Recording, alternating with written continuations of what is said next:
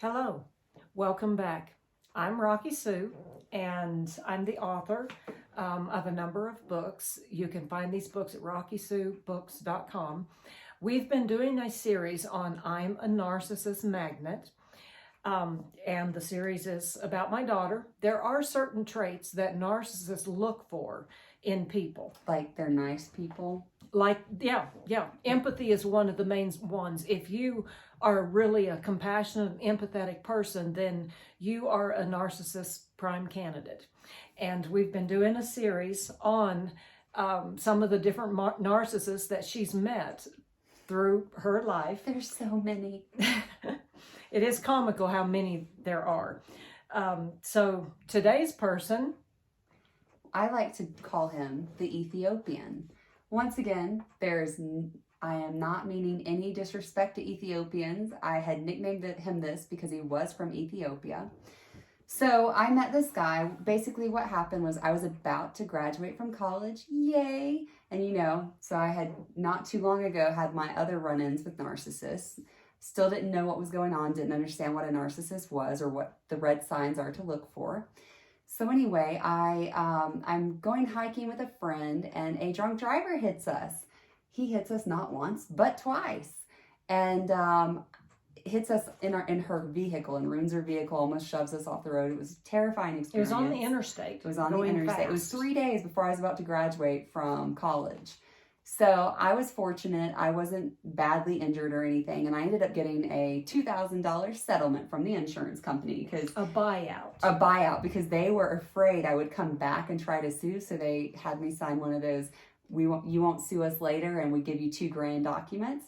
And I was so excited because I had $2,000. That was a lot of money for me. It's the most I've ever had. And I decided to buy a mountain bike because I had been mountain biking through college and borrowing my friend's mountain bike.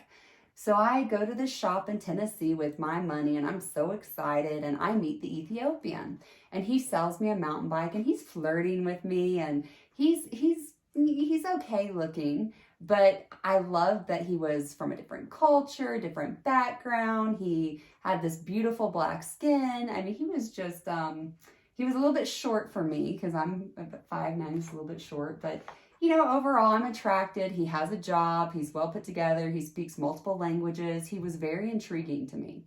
And so he asked me out and I said, sure, let's go on a date. So we go on a date and we have a good time. And, I give him my usual speech of no sexual blah, blah, blah until after marriage. If you're looking for it, go look somewhere else. Don't waste your time. Don't waste my time. And he respects that and is like, that's fine.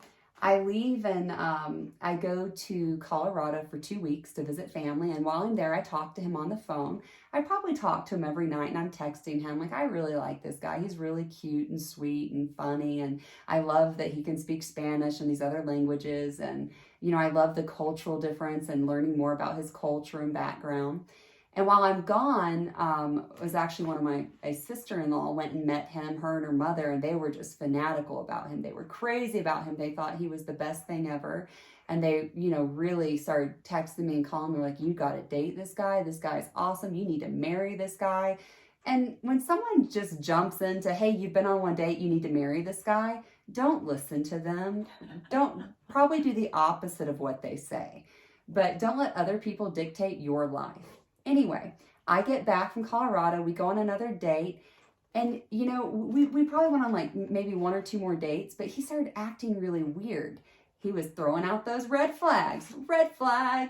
He started asking me like, well, how long does it take you to get from point A to point B?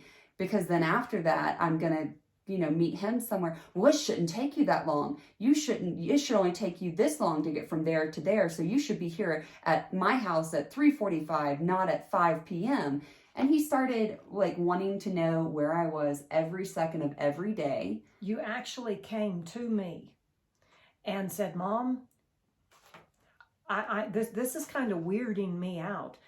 You said he's texting me constantly wanting to know, where are you? Who are you with? How many people are there? Where are you going next? How long is it going? And at the time I thought, oh boy, that's a huge neon sign that you're entering into a very controlling and abusive situation. And the problem is when you haven't dated a lot, or let's say you dated someone who was negligent, they didn't give a rat's butt about you, where you were at, what you were doing. A lot of people look at this behavior and they think, oh, this person's really into me. They like me so much. They want to know everything I'm doing every second of every day. They want to always see me all the time. Any spare second I have, I need to be talking to them, and they love me. No. This is a red flag. If someone wants to know where you are every second of every day, who you're with, what you're doing, and then starts telling you what you should be doing, where you should be, and starts trying to cut out other people out of your life, it's controlling behavior and it's unhealthy. So I go ahead and, well, let me catch myself up. So he has invited me, my sister-in-law who loves him, my brother, and then some other friends of mine to a dinner at his house.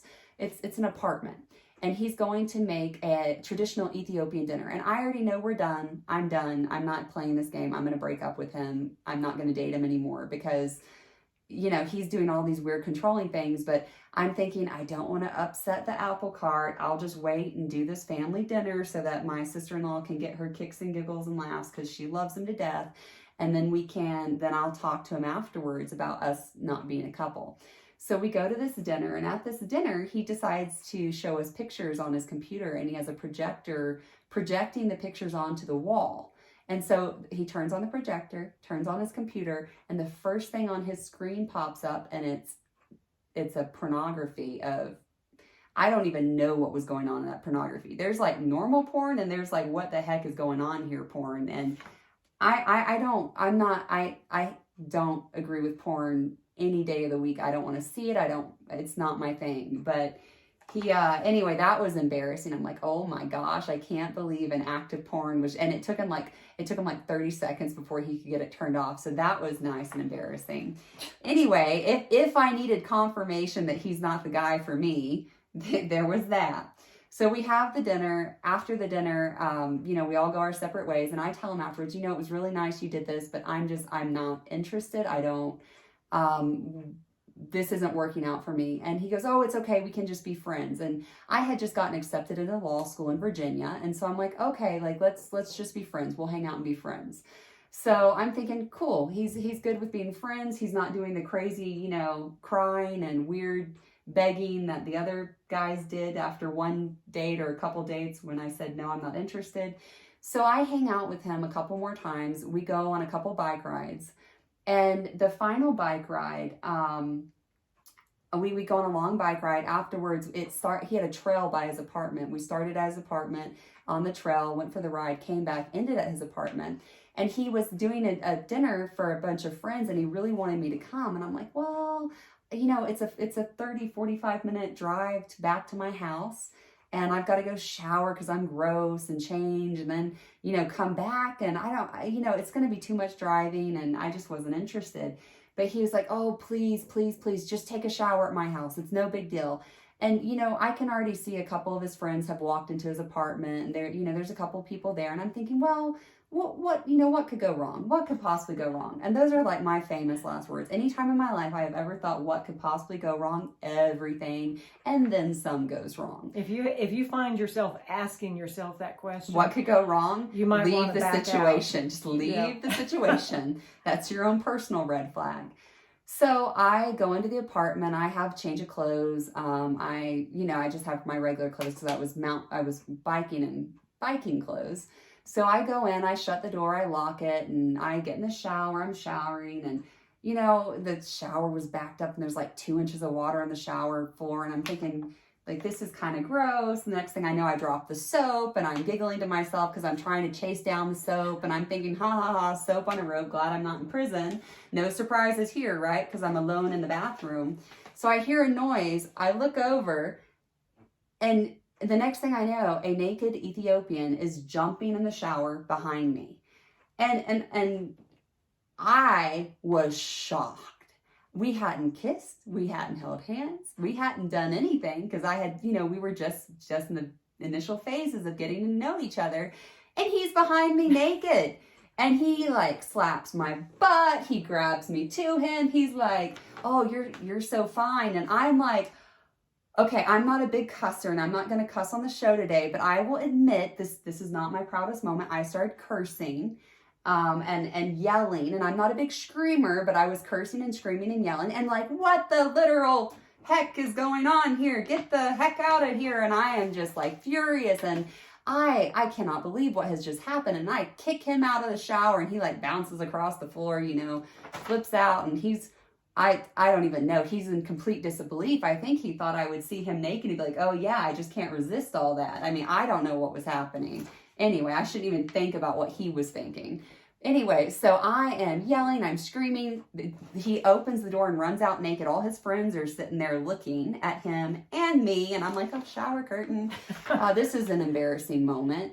Yeah, what could possibly go wrong? Everything. So I didn't know I was going to be doing a nude display that day for multiple people. That was fun. Anyway, I am a very private person, wasn't ready for that. So I leave, and I under no uncertain terms tell him to never contact me ever again under any circumstances. And so he, of course, being the narcissist he is, completely ignores what I say and sends me hundreds of text messages and emails. And I block his phone so he can't text me anymore. But it was the same roller coaster text messages that the other people said. I love you. I'm crazy about you. We're meant to be together. You're a low-line, two-scum, two-faced piece of trash. And how could you do, with lots of curse words and expletives. And he went from being sweet and kind and saying, I'm so sorry, like, let's meet and talk about it. It was just a big misunderstanding, to you're going to burn in hell and you are a terrible person. And I mean, it was the crazy train. Don't ever board the crazy train. You will never regret not boarding the crazy train. And you'll never get out of your head when you do get on the crazy train. So, and here's the other thing, that I forgot to mention, we were out at a store getting food or something after a ride. He ran into one of his Ethiopian friends, and he told the guy, oh, this is Mary. She's my fiance. We're engaged to be married. So that was also one of the big red flags. He randomly told some guy in front of me, we're engaged to be married. And this was when we were still dating after I first got back from Colorado, right before we did the family gathering thing with him. So there's just a ton of red flags there. If people are rushing the relationship or imagining things are happening that aren't happening, run away. He started accusing me of cheating too. Like, we've only been on a couple of dates, known each other for 3 or 4 weeks, and he's already accusing me of cheating. And that was part of his wanting to track me. So anyway, I break it off with him. I never see him or speak to him again. He sends me millions of crazy texts. And then like a year later, I get a text from him. Oh, I see you're in Colorado. I'm in Colorado too. Why don't we hang out? And I'm thinking, how does he know I'm in Colorado? I haven't even seen him or spoken to him a year. And why is he acting like we're friends and like I'd want to hang out with him? And then I don't know if it was a year later or a couple months later, I get a text. Oh, I see you're in Lynchburg, Virginia. I'm here too. Let's hang out. And I ended up going and talking to a police officer about potentially getting a restraining order against him because I was so concerned. I lived with my brother, Jacob, when I was in law school for the first year. So I know it was during the first year he contacted me because I was living with my brother at the time. And I told my brother, like, this guy is contacting me. This is creepy. I ended up not being able to get a restraining order because you have to actually know where a person is to do it. And I just thought no contact's probably the best way to handle this situation. And a lot of times when you're in situations like this, no contact is the only way to handle the situation because these people are crazy. This guy was crazy. Anyway, red flags and signs you might be dating a narcissist. And at that point, we did not know that it was new that phones could track people. Yeah, I didn't know. We didn't know how he was figuring out where she was at, and later found out apparently while she was seeing him right there, somehow he ended up getting a tracker on her phone. So he always knew. Right. Where she... And he would mess with my phone. And that's another thing. Like when you're dating someone, like I have nothing to hide. I don't care if someone looks at my phone, no big deal. But when they're constantly on your phone, when they want to go through your Facebook and your personal texts and they want to track you and know where you are every second of every day, that's a controlling behavior and that's a red sign. And the other thing is when someone accuses you of cheating and you're thinking, what? Me cheating? I've never cheated. Like, that's the weirdest. Why would you think that? It's probably because they're cheating or going to cheat. Just for the record, be aware that narcissists project. They project on you their own behaviors. Mm-hmm. So if they're lying and they're going to call you a liar. If they're cheating, they're going to call you a cheater. If they're insensitive and unkind, they're going to call you insensitive and unkind. So watch for that behavior in a relationship. If you're sitting there watching someone do something and then they accuse you of doing it, that's a red flag. We're going to close today with, if you have enjoyed the I'm a Narcissist Magnet and would like to subscribe to Rockie Sue YouTube channel, we very much would like for you to.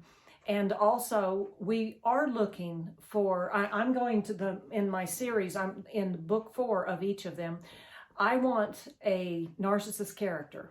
Maybe more than one. Maybe more than one. One will be a nightmare type narcissist, but the other will be some of the comical things that we've been seeing here. So if you have a narcissist in your life and you maybe, have that person is far enough away in time at this point that you can look back and see some of the funny things that happened because this person was in your life.